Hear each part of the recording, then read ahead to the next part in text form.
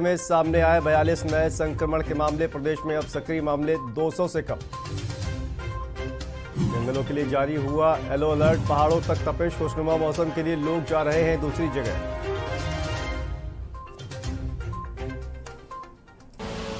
आप देख रहे हैं के न्यूज, खबरों का सारथी।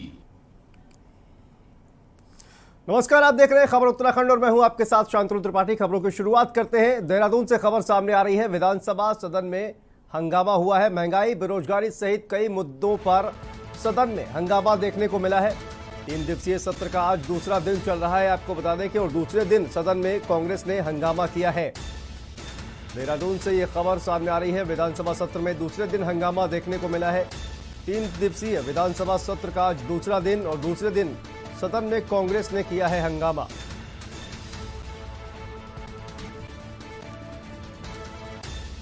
विधानसभा सत्र के दूसरे दिन हंगामा देखने को मिला है। देहरादून से खबर सामने आ रही है। विधानसभा के सदन में हंगामा देखने को मिला है। कांग्रेस ने महंगाई, बेरोजगारी सहित कई मुद्दों पर सदन में हंगामा किया है। 3 दिन का सत्र चल रहा है और 3 दिवसीय सत्र का आज दूसरा दिन और दूसरे दिन विधानसभा सत्र में जबरदस्त हंगामा देखने को मिला है। देहरादून से खबर सामने आ रही है।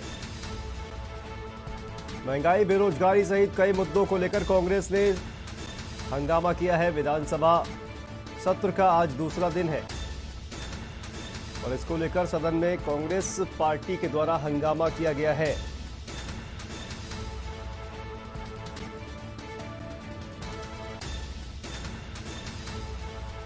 देहरादून से खबर सामने आ रही है। 3 दिवसीय सत्र का आज दूसरा दिन और दूसरे दिन सदन में कांग्रेस ने महंगाई, बेरोजगारी को लेकर सदन में हंगामा किया है।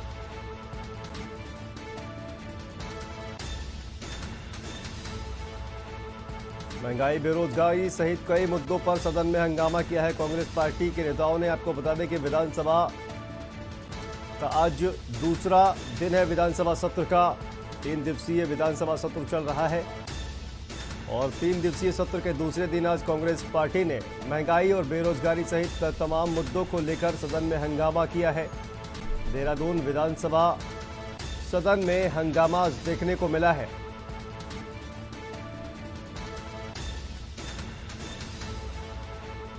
इसी खबर पर हमारे साथ संवाददाता दानिश अली हमारे साथ जुड़ गए हैं। दानिश, आज 3 दिवसीय जो सत्र है आज उसका दूसरा दिन है और आज जोरदार हंगामा सदन में देखने को मिला है।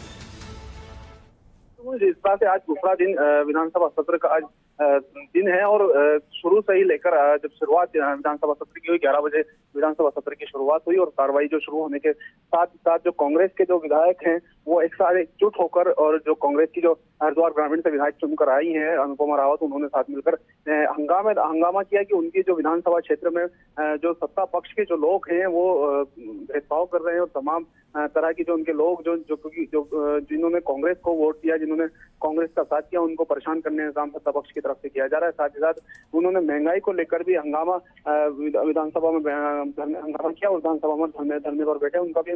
उनका भी साथ में आरोप था कि जो महंगाई लगातार बढ़ रही है, जो पेट्रोल डीजल के दाम लगातार बढ़ रहे हैं, गैस सिलेंडर के दाम बढ़ रहे हैं, उनको लेकर जो सत्ता पक्ष है वो कोई ध्यान नहीं दे रहा है। तमाम तरह की अनियमितताएं देखने को मिल रही हैं।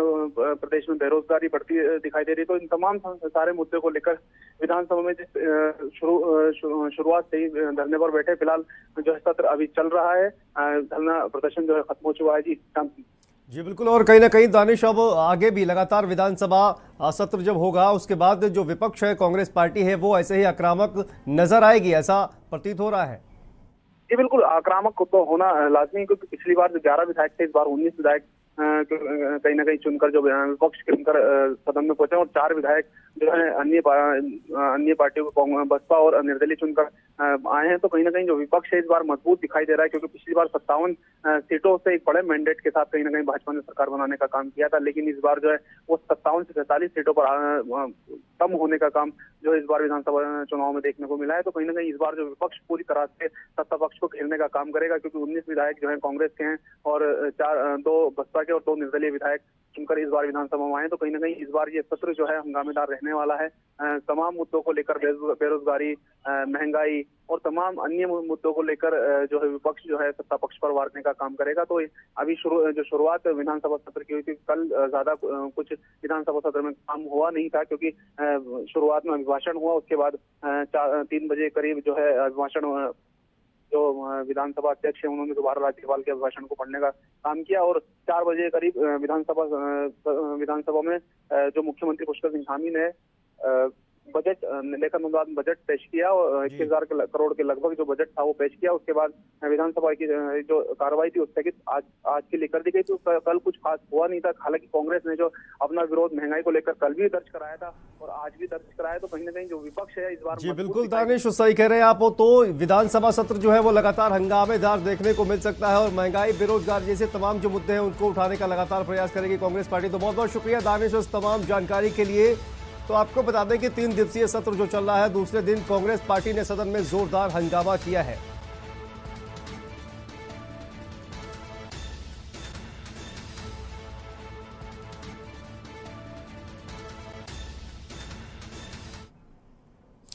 अब आपको सीधा उत्तराखंड विधानसभा लिए चलते हैं, जहां पर सदन की कार्यवाही लगातार चालू है। याद है कि माननीय कपूर साहब ने प्लेट बिस्किट की मेरी तब को बढ़ाई कि अरे यार एक बिस्कुट तो लो, मतलब इस प्रकार। और हमें आज बड़ा दुख है। और जब सुबह समाचार मिला कि कपूर साहब हमारे बीच में नहीं, तो सुनकर यकीन भी नहीं हुआ और 2-3 जगह डर के पूछने का प्रयास किया कि वास्तविकता क्या है, क्योंकि रात हमारे बीच में थे। मैं अपनी श्रद्धा सुमन अर्पित करते हुए अपनी संवेदनाएं उस परिवार तक पहुंचे। हमारे बीच में श्रद्धेय सविता कपूर जी हमारे बीच में, और निश्चित रूप से आपका सहयोग माननीय कपूर साहब को मिलता रहता था। कई बार ऐसे क्षण रहे कि आप हमारे साथ में रहे माननीय कपूर साहब और आप सब लोग। मैं अपने श्रद्धा सुमन अर्पित करते हुए ओम शांति शांति शांति।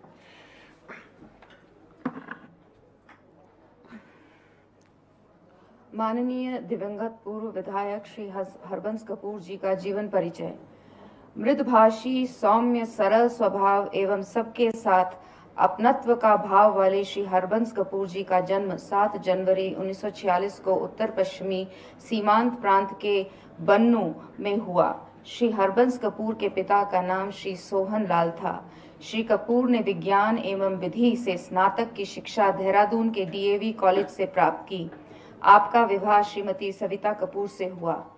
आपकी संगठन क्षमता, क्षेत्र में पकड़ एवं सबको अपना बनाकर आगे बढ़ने के गुणों के कारण ही श्री हरबंस कपूर वर्ष 1989 में भारतीय जनता पार्टी के टिकट पर देहरादून विधानसभा क्षेत्र से उत्तर प्रदेश विधानसभा के सदस्य निर्वाचित हुए तथा विधानसभा सदस्य के रूप में लगातार 8 बार निर्वाचित होने का रिकॉर्ड कायम किया। श्री कपूर जुलाई 1991 से दिसंबर 1992 तक उत्तर प्रदेश सरकार में ग्राम्य विकास राज्य मंत्री, नवंबर 2000 में उत्तराखंड राज्य के गठन के पश्चात उत्तराखंड 20 सूत्रीय कार्यक्रम के प्रथम उपाध्यक्ष तथा वर्ष 2001-2 में उत्तराखंड सरकार में शहरी विकास तथा श्रम एवं सेवा योजन मंत्री रहे। श्री हरबंस कपूर जी उत्तराखंड प्रथम तथा चतुर्थ विधानसभा के प्रोटेम अध्यक्ष निर्वाचित हुए। लंबे विधायी अनुभव के धनी श्री हरबंस कपूर जी 2007 में उत्तराखंड विधानसभा के अध्यक्ष पद पर सर्वसम्मति से निर्वाचित हुए तथा उन्होंने अपने दायित्वों का सफलतापूर्वक निर्वहन किया। आप उत्तर प्रदेश तथा उत्तराखंड विधानसभा की विभिन्न समितियों के सदस्य भी रहे। श्री हरबंस कपूर जी अपने राजनीतिक जीवन की शुरुआत से ही समाज हित के विभिन्न मुद्दों को लेकर संघर्षशील रहे। आप विभिन्न सामाजिक एवं सांस्कृतिक संगठनों से भी जुड़े रहे। आपने वृक्षारोपण तथा नगर की स्वच्छता हेतु अपना अमूल्य योगदान दिया। आपकी उत्तराखंड राज्य निर्माण एवं राम जन्म भूमि आंदोलन में सक्रिय भूमिका रही तथा इन आंदोलनों में भाग लेते हुए आप जेल भी गए। उन्होंने बहुत से देशों का अध्ययन भ्रमण भी किया। अखिल भारतीय पीठासीन अधिकारियों हेतु तिरुवनंतपुरम, केरल, चंडीगढ़, भोपाल, श्रीनगर तथा जयपुर में आयोजित सम्मेलन में भाग लिया। आपकी देशाटन, अध्ययन, भ्रमण, सामाजिक एवं सांस्कृतिक कार्यों में विशेष रुचि थी। श्री हरबंस कपूर जी का देहांत दिनांक 13 दिसंबर 2021 को देहरादून स्थित उनके निवास स्थान में हो गया। उनके परिवार में उनकी पत्नी, 2 पुत्र एवं 1 पुत्री हैं। अत्यंत शालीन स्वभाव के श्री कपूर का राजनीतिक व सामाजिक क्षेत्र में बहुत ही उच्च स्थान था। और बढ़ते हैं अगली खबर की तरफ। उत्तराखंड के मुख्यमंत्री पुष्कर सिंह धामी ने कहा कि हमने अपने संकल्प में दिया है कि हम हिम प्रहरी योजना लेकर आएंगे। सीमांत क्षेत्रों में पलायन तेजी से हो रहा है, वहां के लोग उन्हीं क्षेत्रों में रहें। हमारे पूर्व सैनिक और जो लोग अर्धसैनिक बलों में हैं उन्हें हम प्राथमिकता के आधार पर इस योजना में समाहित करेंगे। नहीं, हमने अपने संकल्प में दिया है कि हम हिम प्रहरी योजना लेकर आएंगे और हिम प्रहरी योजना के माध्यम से जो हमारे सीमांत के क्षेत्र हैं जहाँ पर पलायन बहुत तेज़ी से हो रहा है, वहाँ के लोग उन्हीं क्षेत्रों में रहें और जो हमारे पूर्व सैनिक हैं, अर्धसैनिक बलों में हैं, अन्य स्थानों पर जिन्होंने काम किया है, उनको हम प्राथमिकता के आधार पर उस योजना में समाहित करेंगे, उसको आगे बढ़ाएंगे।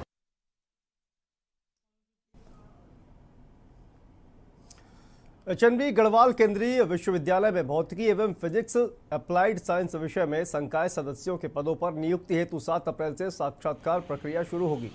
साक्षात्कार 13 अप्रैल तक चलेंगे। कुल 7 पदों के लिए 211 अभ्यर्थियों को कॉल लेटर भेजे गए हैं। इसके अलावा एक वरिष्ठ प्रोफेसर की नियुक्ति करियर एडवांसमेंट स्कीम CAS के तहत भी होनी है। गढ़वाल विश्वविद्यालय में 11 संकायों में 45 से ऊपर विभाग हैं। इनमें भारी संख्या में संकाय सदस्यों के पद रिक्त चल रहे हैं। विश्वविद्यालय के चारों परिसरों में 478 संकाय सदस्यों के पद स्वीकृत हैं। इनमें 43 प्रोफेसर, 88 एसोसिएट प्रोफेसर और 347 सहायक प्रोफेसर के पद शामिल हैं। विश्वविद्यालय के उप कुलसचिव डॉक्टर संजय ध्यारी ने बताया कि संकाय अनुसार आवेदन पत्रों की स्क्रूटनी चल रही है। विज्ञान संकाय के भौतिकी विभाग व स्क्रूटनी निपटने के बाद साक्षात्कार की तिथि घोषित कर दी गई है। साक्षात्कार 7 से 13 अप्रैल तक चलेंगे। संबंधित अभ्यर्थियों को कॉल लेटर भेजने के साथ साक्षात्कार की जो तिथि है वो वेबसाइट पर अपलोड कर दी गई है।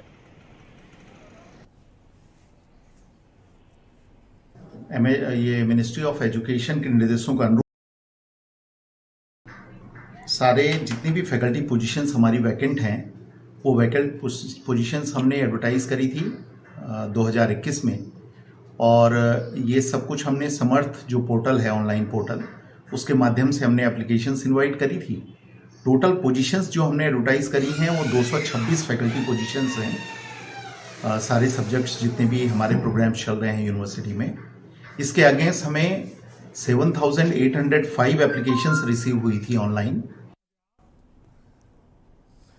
और हरिद्वार के सिडकुल क्षेत्र में एक व्यक्ति को अपना KYC अपडेट कराना महंगा पड़ गया। ठगों ने उसके खाते से 3.24 लाख रुपए साफ कर दिए। शिकायत पर त्वरित कार्रवाई करते हुए साइबर सेल ने 2 लाख रुपए वापस दिला दिए। पुलिस के मुताबिक रामेश्वर यादव निवासी सिडकुल ने अपनी बहन की शादी के लिए बैंक खाते में नकदी जमा की थी। रामेश्वर के मोबाइल पर अनजान नंबर से कॉल आई थी। बात करने वाले ने खुद को बैंककर्मी बताते हुए KYC के नाम पर खाते से जुड़ी जानकारी ले ली। इसके बाद खाते से 3,24,000 रुपए गायब हो गए। ठगी की जानकारी मिलने पर साइबर सेल के प्रभारी निरीक्षक चंद्राकर नैथानी के नेतृत्व में पुलिस टीम छानबीन में जुट गई है, जिसके बाद टीम ने 2 लाख रुपए की रकम वापस करा दी। पीड़ित ने अपने साथ हुई ठगी के बाद लोगों से सतर्क रहने की अपील करते हुए पुलिस को धन्यवाद दिया।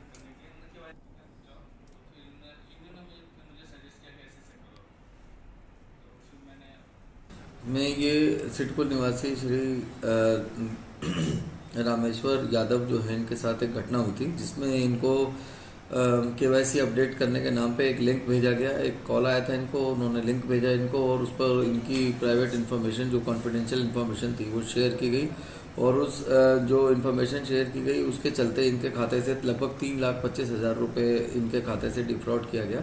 तो उसमें त्वरित कार्रवाई करते हुए साइबर सेल ने जो हमारी प्रक्रिया होती है उस प्रक्रिया को फॉलो करके उसमें से 2 लाख रुपए जो है इन्हें वापस दिलवाए। और इसके साथ हम बाकी लोगों से भी अपील करना चाहते हैं कि बार बार रिक्वेस्ट और बार बार प्रचार करने के बावजूद भी इस प्रकार की घटनाएं हो रही हैं, तो अपनी कॉन्फिडेंशियल इन्फॉर्मेशन किसी से भी शेयर मत कीजिए, और किसी भी प्रकार का साइबर फ्रॉड होने पर तुरंत 1930 national cyber crime reporting portal है, इस पर आप 1930 नंबर पर तुरंत इस पर अपनी शिकायत दर्ज कराएं, जिससे कि हम लोग जल्दी से जल्दी कार्रवाई करके यदि आपके साथ कोई फ्रॉड हुआ है तो उसमें हम लोग रिकवरी कर सकें। हमारे साथ ऑनलाइन उन्होंने कहा था कि आप KYC करवाइए और उसमें पैन कार्ड नंबर वगैरह डालने के लिए। तो जैसे हमने KYC करने के लिए पैन कार्ड नंबर डाला तो उस पर OTP का मैसेज आया। मैसेज जैसे आया वैसे मैंने जैसे उसको OTP डाला तो पैसे 3 बार डाला, तीनों बार कट गए और कटने का इकट्ठे बाद में मैसेज आया। जैसे आया फिर मैंने फ़ोन काट दिया और मैं तुरंत ऑनलाइन संपर्क किया और कस्टमर केयर में फ़ोन किया। उन्होंने फिर मेरा अकाउंट ब्लॉक किया और फिर मैं उसी के तहत जो भी मतलब कार्रवाई करनी थी वो मैंने किया। कितना अमाउंट था और कितना वापस आया? 3,24,998 था, जिसमें से 2 लाख रुपया आ गया। जो हरिद्वार के शिवालिक नगर कॉलोनी में टेंट गोदाम में आग लगने से हड़कंप मच गया है। वहीं मौके पर पहुंची दमकल विभाग की टीम और मिली जानकारी के अनुसार शिवालिक नगर कॉलोनी में टेंट गोदाम से अचानक आग की लपटें देखकर आसपास के लोग जमा हो गए। आसपास के लोगों ने अपने आप आग बुझाने का प्रयास किया, लेकिन सफलता नहीं मिली। सूचना पर पहुंची दमकल विभाग की 5 गाड़ियों ने करीब 30 मिनट के बाद आग पर काबू पाया। गोदाम से आए आग लगने से करीब 12 लाख का नुकसान हो गया है।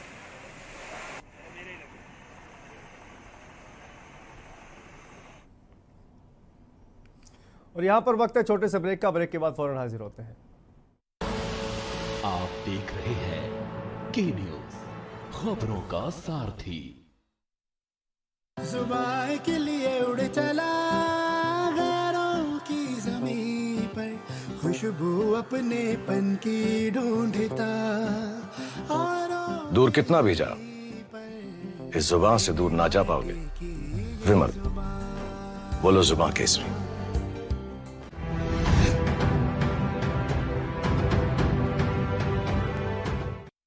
खुदी को आजमाया है तो ये अंदाज आया है, खुदी को आजमाया है तो ये अंदाज आया है। तुम में भी मैं हूं, शुद्ध प्लस पान मसाला। आप देख रहे हैं के न्यूज़, खबरों का सारथी। और बढ़ते हैं अगली खबर की तरफ। खबर मंगलौर से है, जहां पर गर्मी की शुरुआती दौर से पहले ही बिजली कटौती से उपभोक्ताओं की परेशानी बढ़ने लगी है। खासकर किसानों को गन्ने की बुआई में भी भारी परेशानी का सामना करना पड़ रहा है। ग्रामीण क्षेत्रों में 6 से 8 घंटे तक की विद्युत कटौती की जा रही है। विद्युत विभाग की मनमानी से परेशान ग्रामीण व किसानों ने जल्द विद्युत सप्लाई ठीक किए जाने की चेतावनी दी है। वहीं कांग्रेस भी विद्युत विभाग पर ग्रामीणों का शोषण किए जाने का आरोप लगा रही है।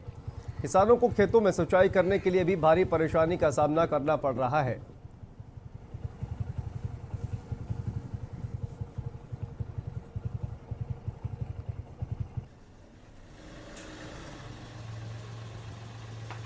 फरवरी के बाद से और आज तक इस क्षेत्र में गांव में रात के टाइम का जो खाना है जी, वो रोशनी में नहीं खा के देखा लोगों ने। ये हालत इस प्रदेश की इस सरकार ने कर दी है। गर्मी की वजह से, लाइट ना आने की वजह से इतनी रोस्टिंग है, ये बेच रहे हैं खुलेआम। उद्योगपतियों को जो है लाइट बेची जा रही है। इसमें सर जो गर्मी हमारी अप्रैल में आती थी, वो इस बार थोड़ा पहले मार्च से ही शुरू हो गई है गर्मी। और गर्मी के बढ़ने के कारण जो स्थिति अप्रैल में बनती थी वो मार्च में क्रिएट हो गई है। और इस वजह से सिर्फ मंगलौर में ही नहीं, मतलब ग्रामीण में भी, उद्योगों में भी, सब में जो हमारा रोस्टिंग का कोड आता है उसके अकॉर्डिंगली हमें रोस्टिंग करनी पड़ रही है। पीक आवर्स में ज़्यादा महसूस होता है उपभोक्ताओं को, क्योंकि सुबह और शाम को सभी लोग घर पहुंचते हैं, खाना खाने का टाइम होता है। रुड़की में अधिभार जमा होने के बावजूद उतनी मात्रा में शराब न दिए जाने से नाराज शराब ठेकेदारों ने आबकारी कार्यालय पर प्रदर्शन किया। ठेकेदारों ने कहा कि उन्हें पूरी मात्रा में शराब उपलब्ध करवाई जाए, अन्यथा उनके द्वारा जमा अधिभार को अगले आर्थिक वर्ष में समाहित किया जाए। रुड़की के आबकारी कार्यालय में प्रदर्शन के दौरान देशी शराब दुकान के संचालक जोगेंद्र सिंह ने कहा कि वर्ष 2021-22 का अंतिम माह मार्च है, इसलिए माह के अंत से पूर्व कोटा उठान किया जाना है। लेकिन अधिभार जमा होने के बावजूद भी शराब विभाग द्वारा दुकानों का निर्धारित मासिक कोटा नहीं दिया जा रहा है, जिससे कि शराब कारोबारियों को करोड़ों रुपए का नुकसान हो रहा है। शराब कारोबारियों ने कहा कि आईजीएल के द्वारा वर्तमान तक 50,000 बल्क लीटर ही आपूर्ति कराई गई है, जबकि अनुज्ञापियों द्वारा लगभग 40,000 बल्क लीटर मदिरा का अधिभार जमा करा दिया गया है। आईजीएल के अधिकृत प्रतिनिधि द्वारा बताया गया है कि आबकारी विभाग द्वारा पर्याप्त होलोग्राम उपलब्ध कराए जाने के कारण शराब की आपूर्ति नहीं हो पा रही है, जिससे कि शराब कारोबारियों के द्वारा जमा की गई धनराशि सापेक्ष शराब का उठान न होने के कारण शराब कारोबारियों को काफ़ी आर्थिक नुकसान का सामना करना पड़ रहा है। देसी मदिरा की दुकानों का उठान समय से नहीं हो पाया है, जिसका 20 मार्च को सभी ठेकेदारों ने अधिभार जमा कर दिया है और हरिद्वार जिले का 3,20,000 लीटर कोटा है, जिसका कुल राजस्व 8,48,000 रुपये बैठता है, जो कि विभाग ने 20 तारीख तक हम सब से ले लिया है। लेकिन उसके सापेक्ष में फैक्ट्री आईजीएल फैक्ट्री काशीपुर हमको माल उपलब्ध नहीं करा पा रही है। हमने वहाँ पर संपर्क किया कि आप माल क्यों नहीं भेज रहे हैं। उन्होंने कहा कि हम पे हेलोग्राम ना होने के कारण हम माल उपलब्ध नहीं करा सकते। तो इसमें क्या है कि शासन द्वारा 26 तारीख को साइट बंद कर दी गई, जिससे कि साइट बंद करने का मतलब होता है कि उसमें परमिट नहीं कट सकता। और यहाँ पर आप देख रहे हैं यहाँ माल भी नहीं आ रहा है और परमिट नहीं कट रहे हैं, तो उससे कि सभी ठेकेदारों का नुकसान है। तो हमारी मांग ये है कि जो हमारा जमा किया हुआ अधिभार है, इसका उठान 7 अप्रैल तक हमको देना कष्ट करें। और अगली खबर बेरीनाग से है, जहां पर जिला गंगा समिति के तत्वाधान में नमामि गंगे स्वच्छता पखवाड़ा के तहत थल में डीएम आशीष चौहान के नेतृत्व में थल रामगंगा क्रांति और बहुला नदी के घाटों में सफाई अभियान चलाकर करीब 5 ट्रक कूड़ा और कचरा निकालकर इकट्ठा किया गया। वहीं विभिन्न विभागों और स्कूली बच्चों की रैली निकालकर लोगों को जागरूक किया गया। थल के लोगों को पॉलीथीन का इस्तेमाल नहीं करने और अपने आसपास गंदगी न करने के साथ नदी में कूड़ा करकट न डालने की शपथ दिलाई गई।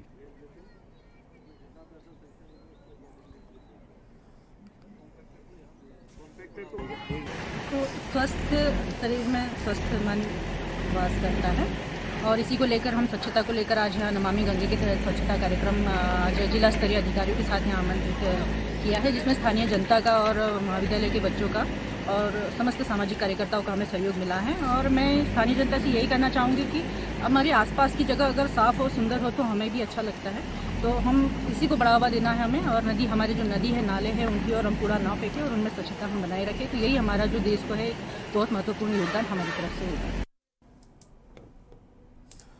और अगली खबर देहरादून से आ रही है, जहां पर लगातार बढ़ रहे एक्सीडेंट मामलों को देखते हुए दून पुलिस ने हेलमेट अभियान चलाया है। इस अभियान के तहत पुलिस के हर चौक चौराहे पर उन व्यक्तियों को हेलमेट बांटेगी जिनका चालान बिना हेलमेट के चलते हो रहा है और जो बिना हेलमेट के घूम रहे हैं।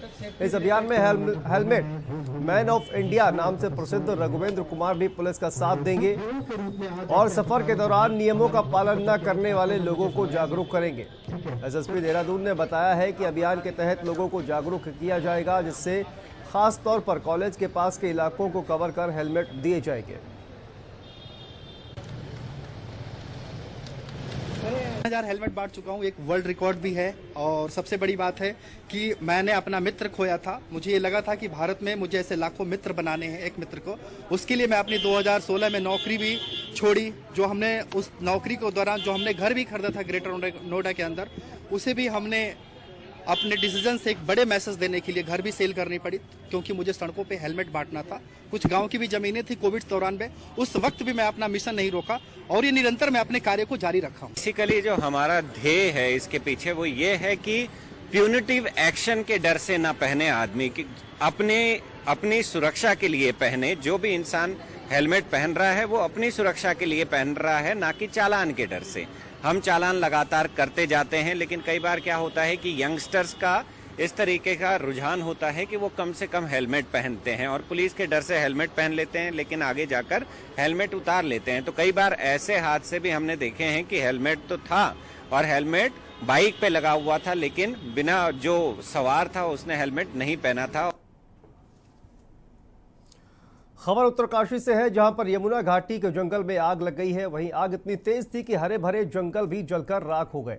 जंगल जलने से वन संपदा को भारी नुकसान हुआ है। बड़कोट के अपर यमुना वन प्रभाग के कंसेरू गांव सहित कई जंगलों में आग फैल गई है।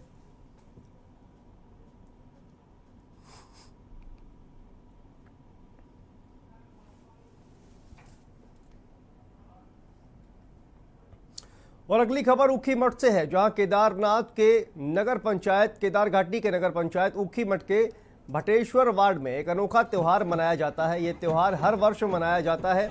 वहीं ग्रामीण लोग वर्षों से इस परंपरा को निभाते आ रहे हैं। विगत 2 वर्षों में वैश्विक महामारी के कारण लगे लॉकडाउन के कारण इस वर्ष ग्रामीणों ने भारी उत्साह के साथ इस त्यौहार को मनाया है। इसमें प्रवासी ग्रामीण एवं दिहाड़ियों ने भारी संख्या में भागीदारी की।